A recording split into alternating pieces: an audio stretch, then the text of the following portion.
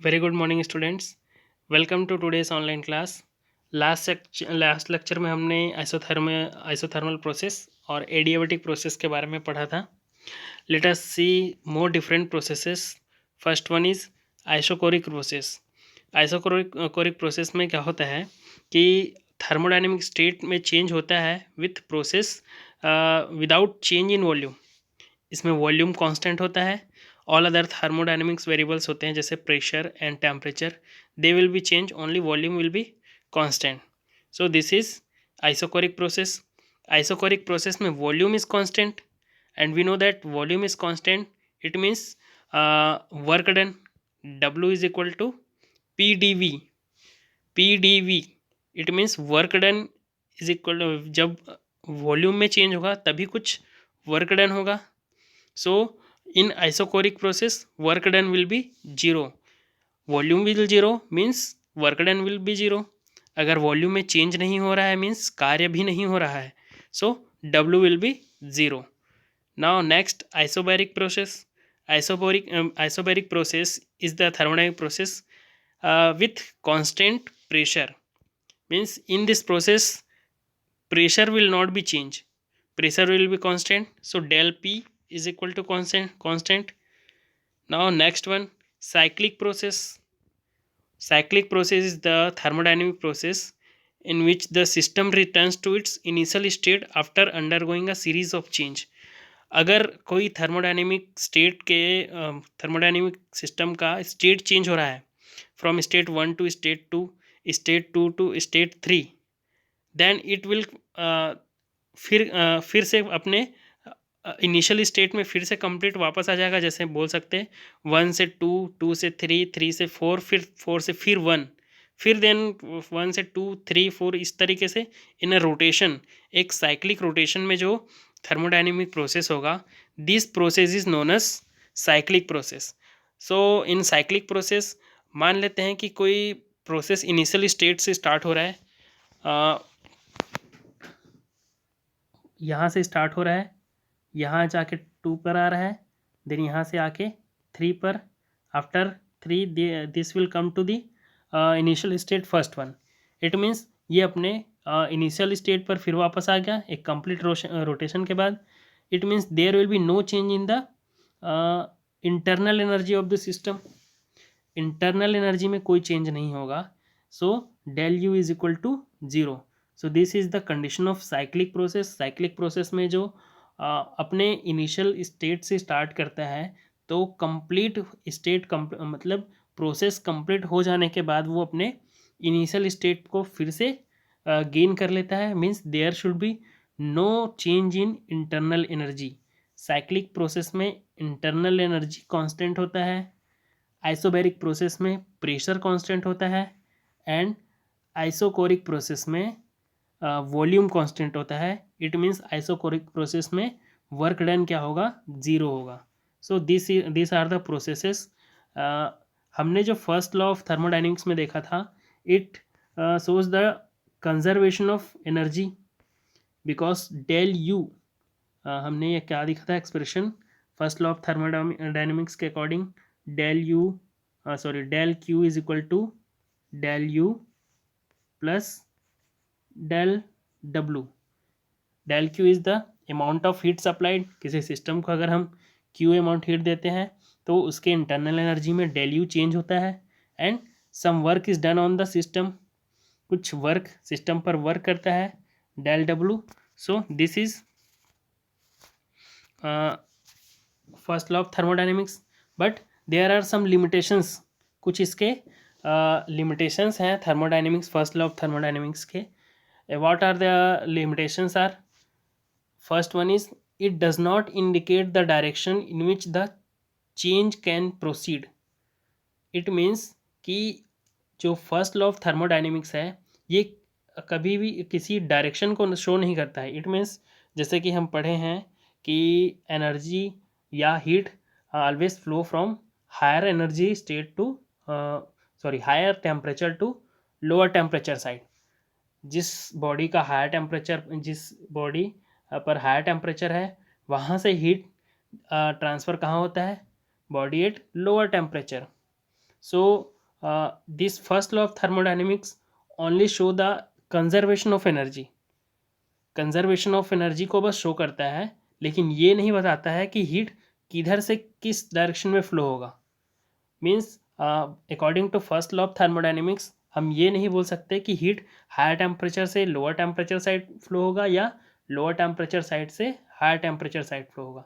So this is the limitation of first law of thermodynamics. Second one is the first law of thermodynamics give no idea about the extent to which the change take place।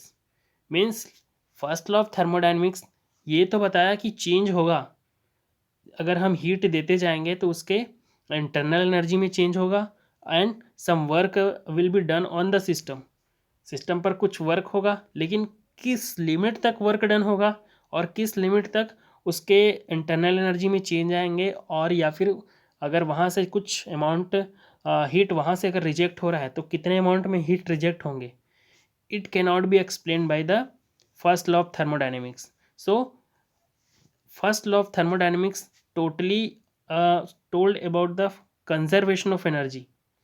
उन्होंने सिर्फ conservation of energy को ही explain कर पाया, उसके direction को explain नहीं कर पाया और उसके लिमिट्स को भी एक्सप्लेन नहीं कर पाया। So this are the faults of first law of thermodynamics. Faults नहीं बोल सकते, this is the limitations of first law of thermodynamics. So let us see next topic, it is heat engine. Heat engine, heat engine क्या होता है? Heat engine एक device होता है which convert heat energy into mechanical energy. Heat energy like किसी system को अगर heat देते हैं तो temperature of the system increases, उस बॉडी का या उस सिस्टम का टेम्परेचर क्या होता है? इंक्रीज होने लगता है। But when we give it to the heat energy, अगर हम किसी सिस्टम को देते हैं, सो अगर वो सिस्टम उस एनर्जी को कन्वर्ट कर देता है मैकेनिकल एनर्जी में, so this system is will be known as heat engine. Heat engine किसी हीट एनर्जी को कहीं से मतलब सोर्स से एब्जॉर्व करके उसको मैकेनिकल एनर्जी में क्या करता है? कन्वर्ट करता है। So there are two types of heat engine. First one is external combustion engine.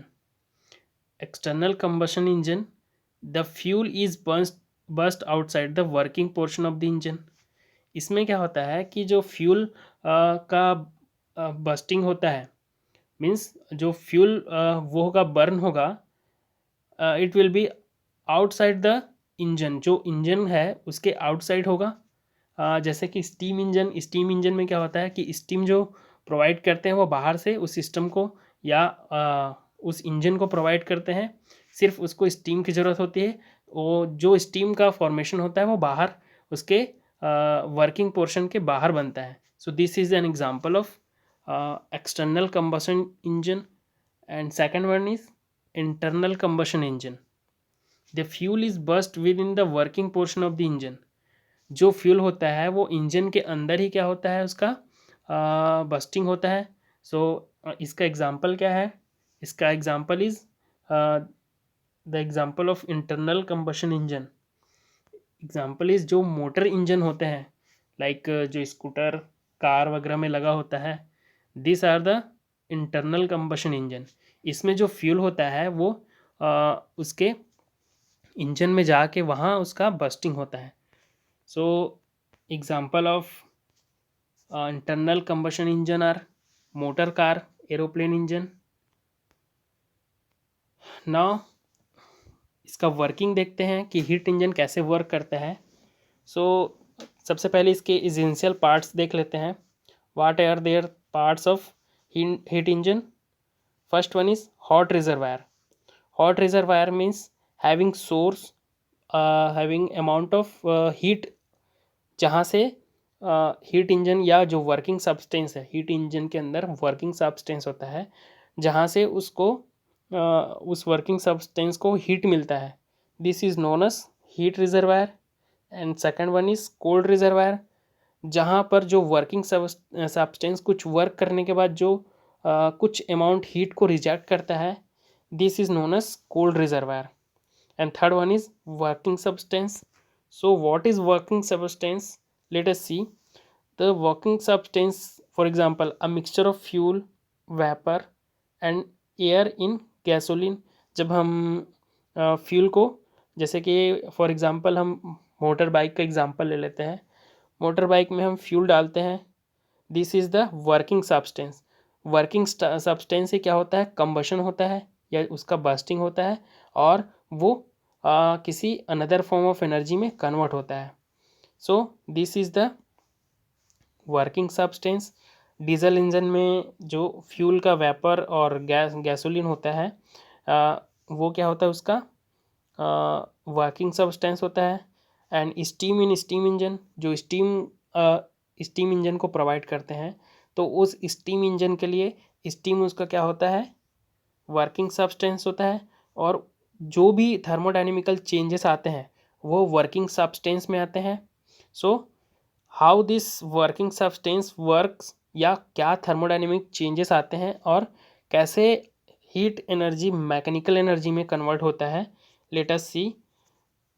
सो इसके कुछ कुछ फॉलोइंग स्टेप्स हैं। गोस जो वर्किंग सब्सटेंस होता है, they goes through a cycle consisting several processes. बहुत सारे प्रोसेस से ये क्या होते हैं, पास होते हैं। सो पहला जो वर्किंग सब्सटेंस, पहला जो इसमें प्रोसेस होता है, first one is it absorb heat Q1 from external hot reservoir. जो हीट इंजन में वर्किंग सब्सटेंस है, वो वर्किंग सब्सटेंस उसके हॉट रिजर्वायर से हीट एब्जॉर्ब करता है Q1, जो कि वो जो सोर्स रखा हुआ है टेम्परेचर T1 पर रखा हुआ है। एंड इन दिस प्रोसेस वो क्या करेगा, कुछ अमाउंट ऑफ हीट को वहाँ से हॉट रिजर्वायर से एब्जॉर्ब करेगा, and some amount of heat Q2, मतलब Q1 एब्जॉर्ब किया, फिर उस Q1 हीट को वर्किंग सब्सटेंस द्वारा ऑब्जर्व करने के बाद कुछ वर्क होगा, कुछ थर्मोडायनेमिक चेंज होंगे, क्योंकि वर्किंग सब्सटेंस अगर Q1 हीट एब्जॉर्व कर रहा है, so there should be some change in thermodynamic variables. अगर सिस्टम किसी एक ही स्टेट पर है तो उसको हम Q1 हीट प्रोवाइड कर रहे हैं, सपोज ये करते हैं कि Q1 हीट वर्किंग सब्सटेंस को प्रोवाइड किया जा रहा है, तो उसके थर्मोडायनेमिक वेरिएबल्स में चेंजेस आएंगे। देयर इज़ थर्मोडायनेमिकल प्रोसेस, कुछ प्रोसेस होगा, और उस प्रोसेस में कुछ वर्क, उस थर्मोडायनेमिक प्रोसेस में वर्किंग सब्सटेंस के द्वारा या उस वर्किंग सब्सटेंस पर कुछ वर्क होगा। And after doing some work, total amount Q2 will be rejected to the sink reservoir या एक्सटर्नल रिजर्वायर, जिसको कोल्ड रिजर्वायर भी बोलते हैं। वहाँ क्या होगा, कुछ Q2 अमाउंट में हीट वहाँ रिजेक्ट होगा, and that will be less than Q1, क्योंकि जितना एब्जॉर्ब किया है उसमें से कुछ वर्किंग सब्सटेंस द्वारा या उस वर्किंग सब्सटेंस में कार्य कर दिया गया है। Q1 हीट में से कुछ अमाउंट जो एनर्जी है उसको उस पर वर्क कर दिया गया है, किस पर, वर्किंग सब्सटेंस पर। बचे हीट कहाँ रिजेक्ट हो जाते हैं, सिंक पर, at some lower temperature T2। जो सिंक है वो लोअर टेम्परेचर T2 पर है, वहाँ पर कुछ अमाउंट ऑफ हीट क्या हो जाते हैं, रिजेक्ट हो जाते हैं। So the work done by the system in a cycle is transfer to the surrounding.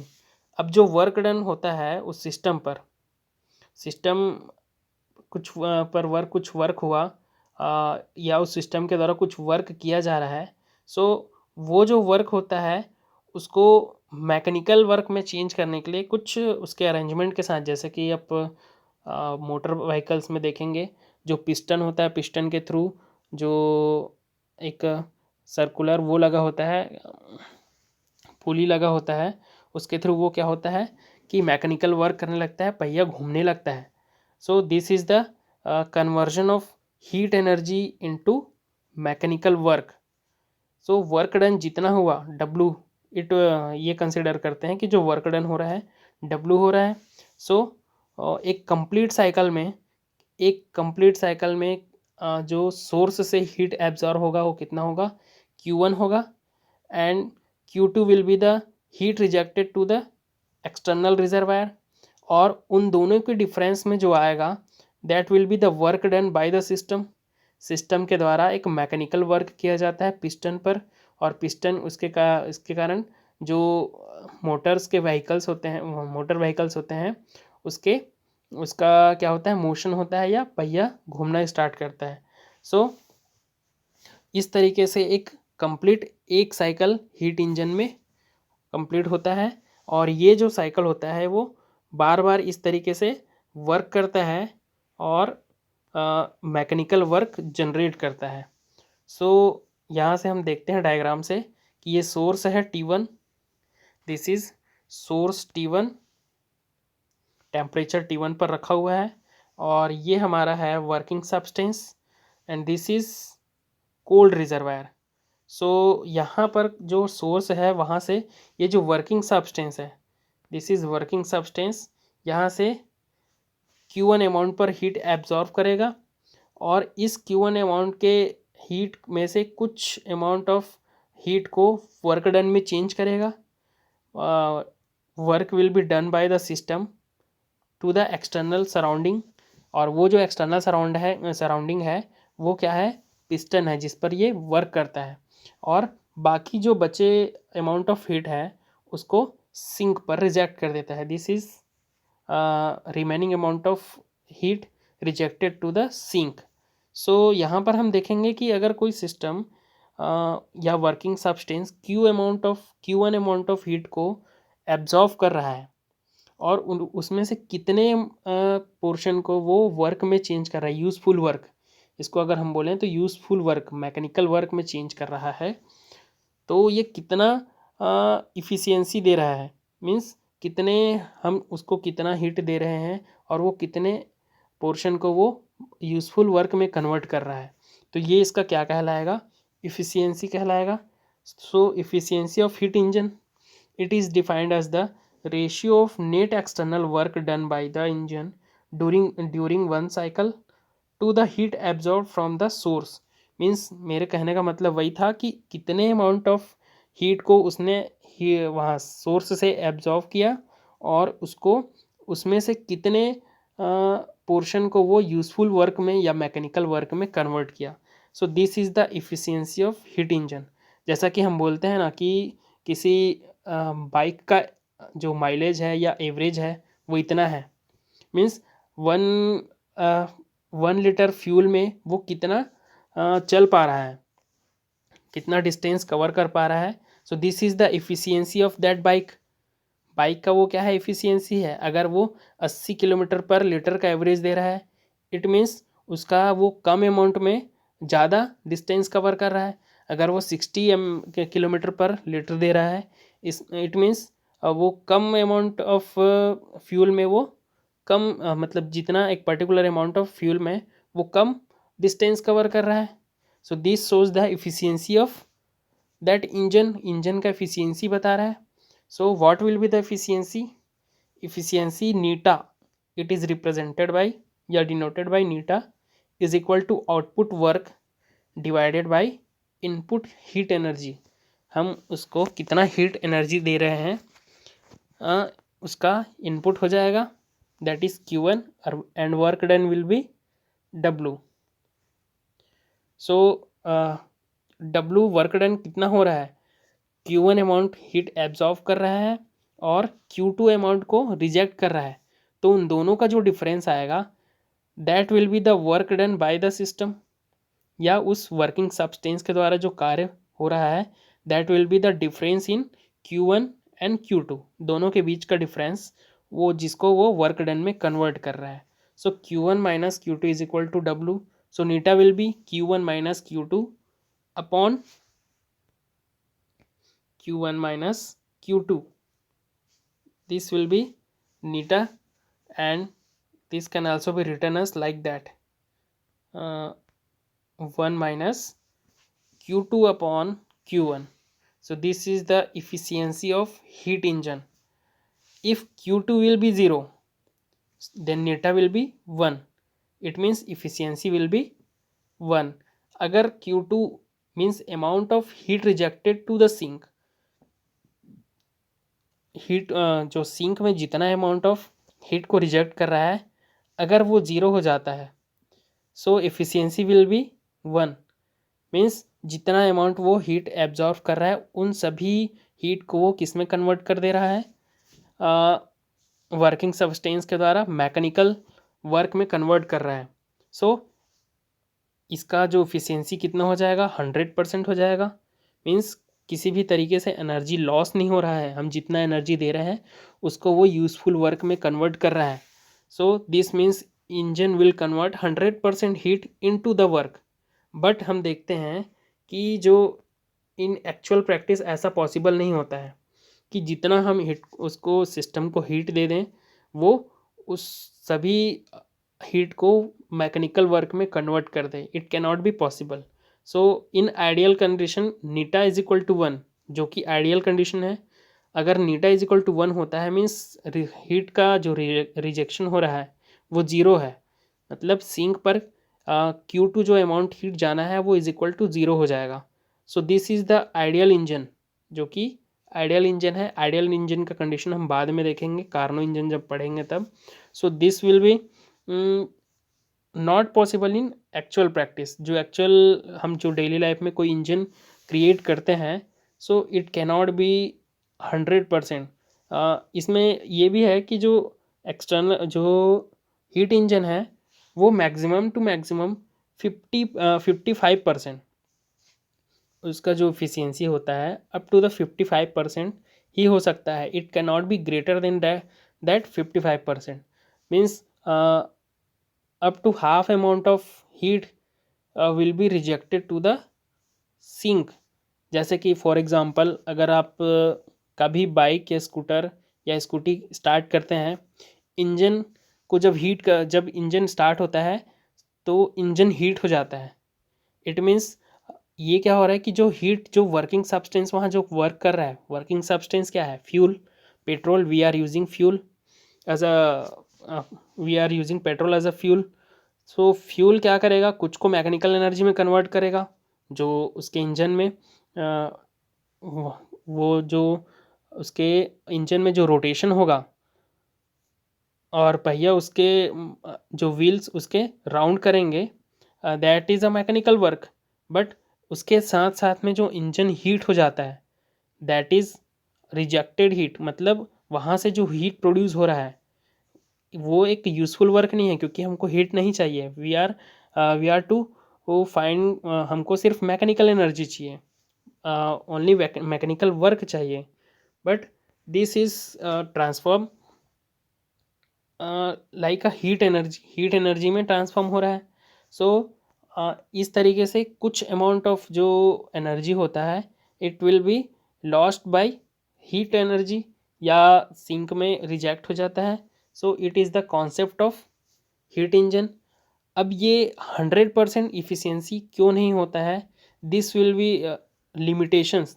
जो मैंने फर्स्ट लॉ ऑफ थर्मोडायनेमिक्स का लिमिटेशन बताया था कि वाई द थर्मोडायनेमिक प्रोसेस में कुछ लिमिटेशंस होते हैं कि जितने भी वर्क हम हीट दे रहे हैं वो कंप्लीट वर्क डन में क्यों चेंज नहीं होगा, या हम जो कंप्लीट हीट देंगे वो किसी एक सिस्टम से दूसरे सिस्टम में बिना किसी वर्क डन किए कन्वर्ट नहीं होता है। So all these are can not be explain by the first law of thermodynamics. So due to this limitations of first law of thermodynamics, इसी के बाद ही क्या आया, सेकेंड लॉ ऑफ थर्मोडायनेमिक्स आया। और सेकेंड लॉ ऑफ थर्मोडायनेमिक्स में explain किया गया कि eta will not be equal to 1, जिसका एफिशिएंसी 1 नहीं हो सकता है। वाई, ये ऐसा क्यों नहीं हो सकता है, we will see in second law of thermodynamics, जिसमें हम हीट इंजन को फिर से कार्नो इंजन को एक्सप्लेन करेंगे। और हीट इंजन का ये नीटा की जो वैल्यू 1 आ रही है, मीन्स 1 जो पॉसिबल नहीं है, क्यों पॉसिबल नहीं है इसको हम देखेंगे। सो this is for today's online class. ये हम एक एग्जांपल देख लेते हैं जो हमने हीट इंजन के बारे में अभी डिस्कशन किया है। Calculate the efficiency of heat engine if it has absorbed 900 joule heat from source and reject 500 joule heat into the sink। कोई हीट इंजन है जो 900 जूल हीट सोर्स से एब्जॉर्व करता है, this will be Q1. So given क्या है, Q1 is equal to 900 joule, Q2 is equal to 500 joule. So efficiency of heat engine will be neta is equal to Q1 minus Q2 upon Q1. So neta will be 900 minus 500 upon 900. So this will be equal to neta is equal to 0.44, and efficiency of engine is unitless because it is the ratio. जब कभी भी ratio का किसी भी units का ratio निकालते हैं तो वो क्या हो जाता है, यूनिटलेस हो जाता है. So efficiency of engine is eta is equal to 0.44. This will be the answer. So this is for today's online class. And हम नेक्स्ट जो कॉन्सेप्ट पढ़ेंगे, this that will be the second law of thermodynamics. So second law of thermodynamics में हम ये देखेंगे कि first law of thermodynamics में जो फॉलो नहीं किया था और सेकेंड लॉ ऑफ थर्मोडाइनमिक्स में उस चीज़ को एक्सप्लेन किया गया, और जो जो limitations first law of thermodynamics में थे और जो हमने अभी हीट इंजन में देखा कि eta is equal can not be is equal to 1, ऐसा पॉसिबल क्यों नहीं है. So we will see in second law of thermodynamics. So आज के लिए इतना ही बस. Keep studying. Thank you one and all.